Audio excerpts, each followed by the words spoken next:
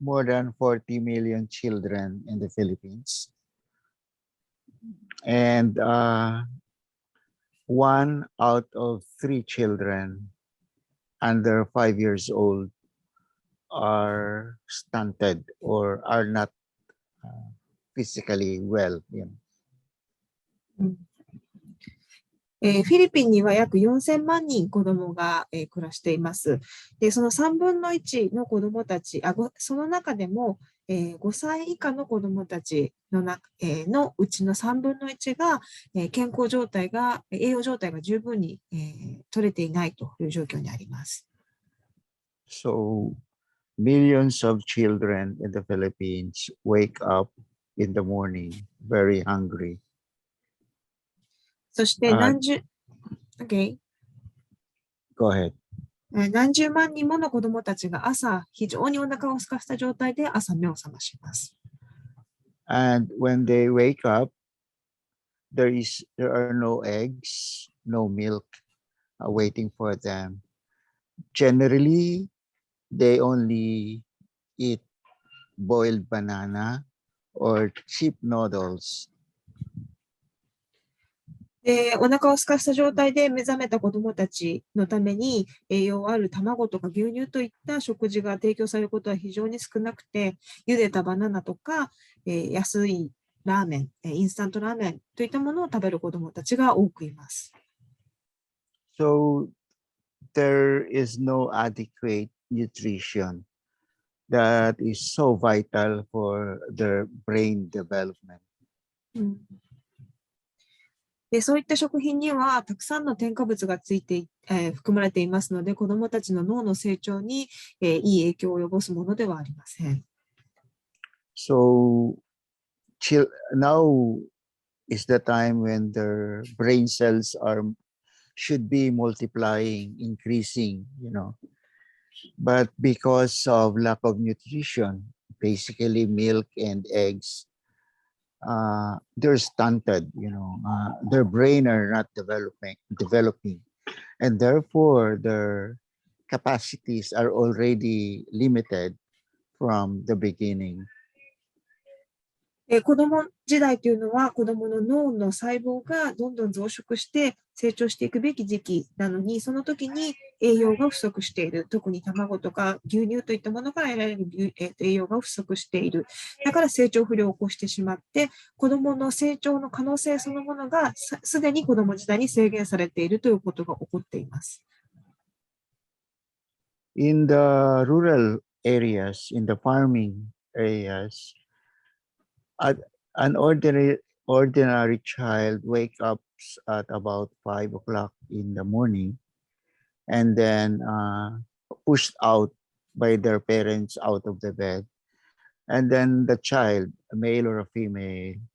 would go down the mud where the carabaos are slept during that night, pull out the carabao from the mud, bring the carabao to where there is water, clean the carabao so that the mud will be taken out of the body of the carabaos, and then bring the carabao to the nearest bamboo plant where they tie the carabao there, and then gather some grasses to feed the carabaos. Only then after that, the child will wash himself or herself and then walk several kilometers to their school. 農村では、子どもたちは朝5時頃に起きます。親に起こされて、男の子であれ、女の子であれ、水牛を飼っている家であれば、水牛が、夜は、沼に、使って寝ているので、その水牛を引っ張り出して、で水牛に水を浴びさせて泥を払い落として、で、その水牛を竹やぶまで連れてって竹にくくりつけて、そこで草を刈って、その草を水牛に食べさせるというような仕事を朝します。そうしてようやくそれらの仕事が終わってから子どもたちは自分自身も水を浴びて、そして制服を着て数キロメートル歩いて学校に行くというような子どもたちが地方にはいます。So sometimes you can still find mud inside the ears of a poor child, and often he or she also smells like mud, like a carabao. ですから、農村の貧しい子供の中には、学校に着いた時にまだ耳の中に泥が残ってたりとか、水牛と同じように泥の匂いがする、体から泥の匂いがするような子供がいたりします。In Metro Manila and in the urban centers, generally children wake up at 5 in the morning, still sleepy, to go to school. So at 5 in the morning, if you walk around communities, you can hear shoutings and cursing of mothers pushing out their children, pushing out from bed their children, forcing them to prepare to go to school. Generally, the school begins at 6 that early in the morning in the urban centers. 都会では子供たちも都会の子供たちもまた朝5時頃に、目覚めます。ものすごい眠たい状態で、でもなんとかお母さん、お父さんたちはその子供をこうひっぺがすように、起こします。怒鳴りつけたりとか、罵声を浴びせたりしながら子供たちを目覚めさせて、で、無理やりにでも学校に行く準備をさせます。大体都会では朝、学校の始まる時間がすごく早くて、6時とかそれぐらいの速さで始まることが多いです。And both in the rural and in the urban communities, children often go to school hungry, as I said, really hungry. And some with tattered or broken clothes. And you see them carrying their own chairs, you know. 都会でも田舎でも、貧しい家庭の子どもたちはお腹を空かした状態で学校に行きます。中には、ボロボロの穴の開いた服を着て、行く子どもたちもいます。それから自分が学校で使う椅子を持って運んで学校に通う子さえいます。And during break time, recess or break time, so many children, students, they could only look at some other children who can buy donuts or Coke or snacks because many of them, are salivating, meaning you can see their mouth is watering because they couldn't buy the same food, So it's so pathetic, so heartbreaking to see these children. 学校の休憩時間、フィリピンでは通常子供はお小遣いをもらって、そのお小遣いで休憩時間におやつを買って食べるのが一般的ですけれども、先ほど話したような貧しい家庭の子供たちはお小遣いをもらうことができないので、クラスメートの、他の子たちがドーナツとかコーラとかを楽しんでいる休憩時間に自分自身は何も、食べることができなくて、口をよだれでいっぱいにしながら見てるだけしかできないということを経験しています。そういった子供たちの置かれている状況というのは本当に悲しいものがあります。And there are generally 80 students in one class. で通常、そういった都会の学校では、一クラスに80人もの子どもたちが学んでいます。So overcrowded. 恐ろしいぐらい混雑した密度の高い教室です。And you can see them sitting in the grasses or in the stones under the mango tree. 外で、授業が行われて、マンゴーの木の下で石や葉っぱを椅子にして行われる授業もあります。Because there are 152,600 classrooms lacking in the Philippines. 152, 570 classrooms lacking. なぜならフィリピンでは15万2570もの教室が足りていないと。15万室以上の教室不足が起こっているからです。I said some children were carrying their own chairs to go to school because there is 13.23 million chairs that are lacking in our schools. 先ほど私は椅子を持ち運んで登校する子どもがいると言いました。椅子も不足しているんです。フィリピンでは1300人分の椅子が足りていない。教室で椅子が足りていないと言われています。And 150,000 toilets with water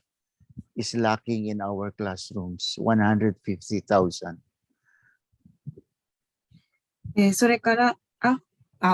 without water? With toilets with water. We need 150,000 toilets with water. それから学校にトイレはあってもそれを流すための水がない、水のちゃんと、補給されていないトイレが1万5000箇所もあると言われています。And we lack 95 million books. そして、子どもたちの勉強に必要な本が9500万冊足りていないとも言われています。And we need 100,000 school teachers.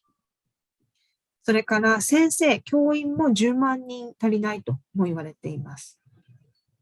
We have money. There's money in the Philippines,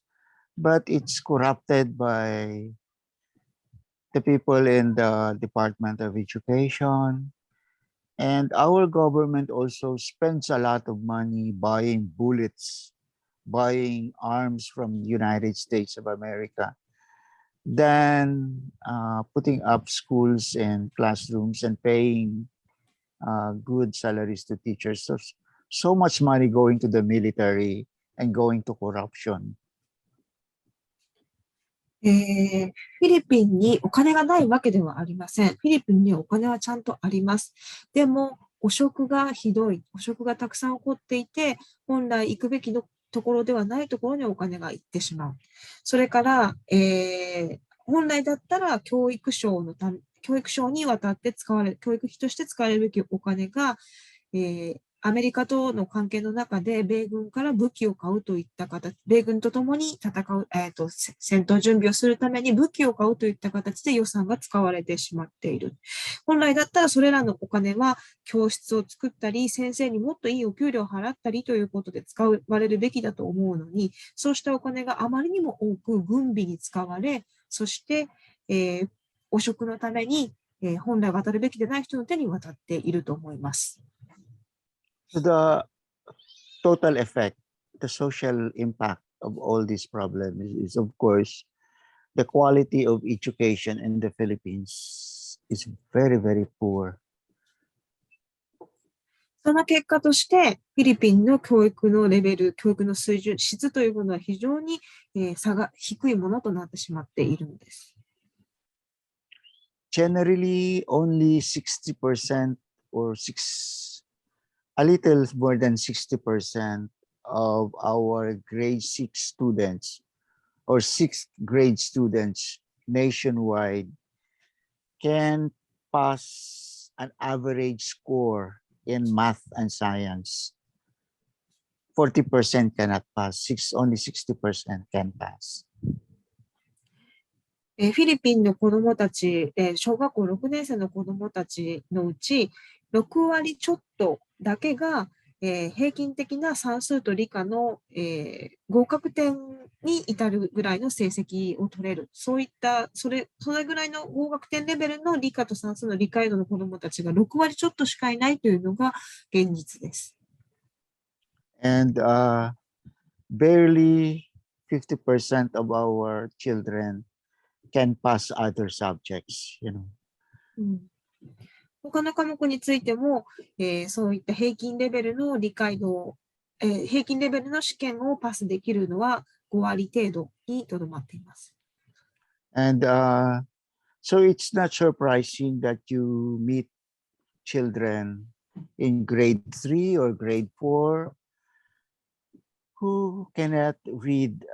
straight, they can read very, very, very broken Tagalog or broken English, or could hardly count. ですから、実際生活の中で3年生とか4年生になっているのに、何かを読もうとするとスラスラ読めない子どもに出会うということは、稀なことではありません。英語にしてもタガログ語にしても読むのにつまずいてしまうとか、基本的な算数ができないという子どもに、出会うのは珍しいことではないです。So we know how important children for today and for tomorrow in our society. And so this breaks our heart when we see our children in such a very, very difficult situation.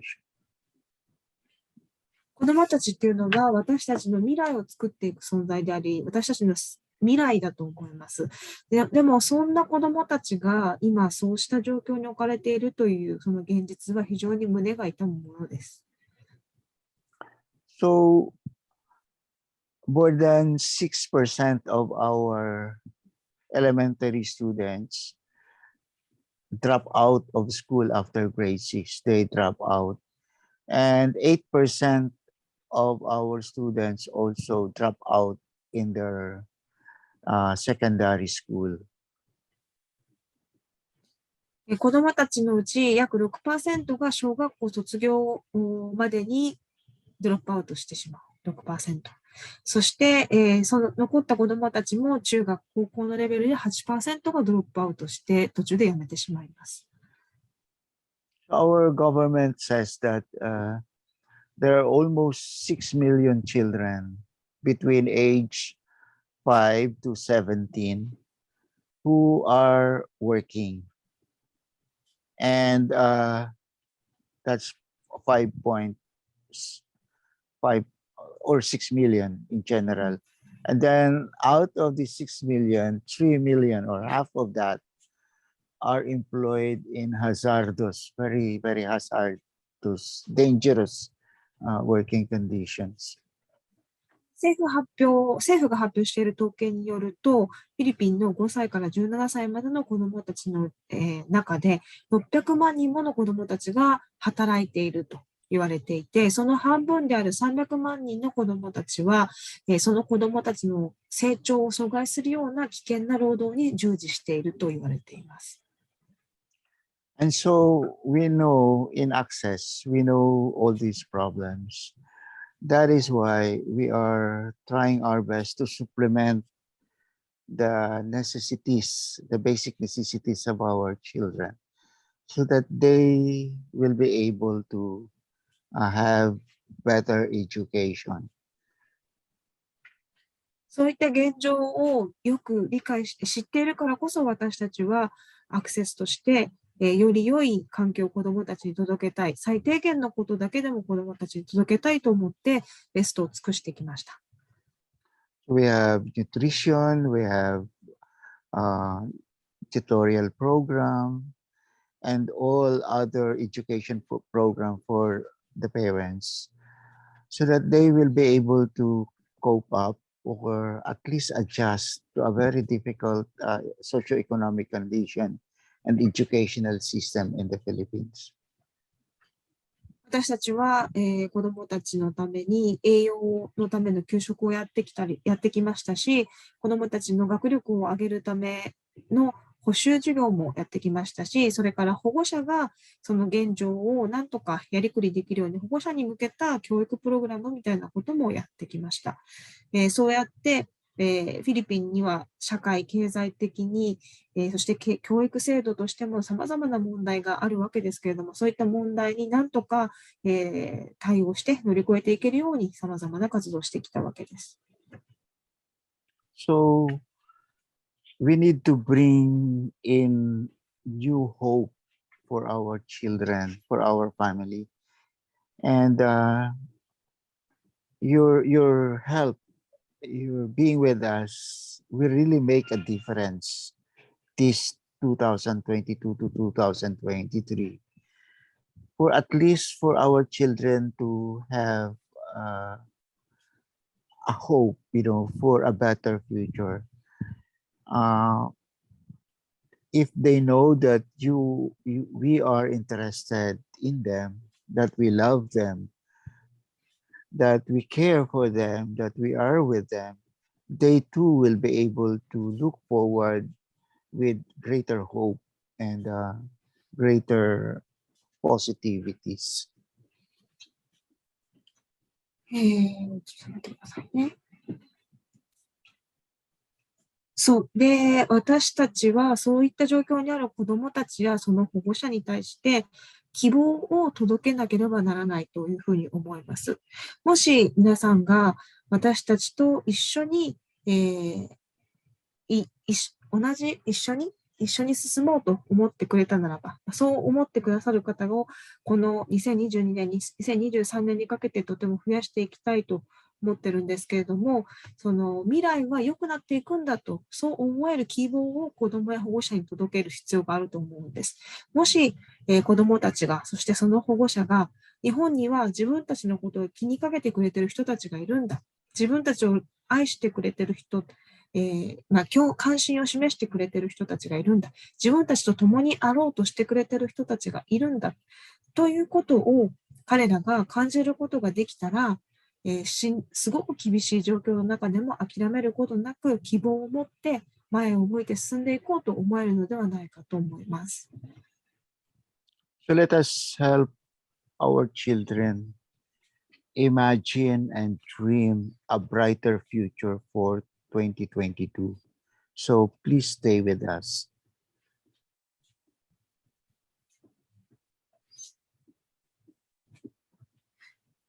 で、そうですね。だから、子どもたちの力になっていきましょう。子どもたちが未来を自ら想像し、未来に夢を持てるように、より良い未来が待ってるんだ。2022年は悪い年にはならない。子どもたちがそう、信じられるように、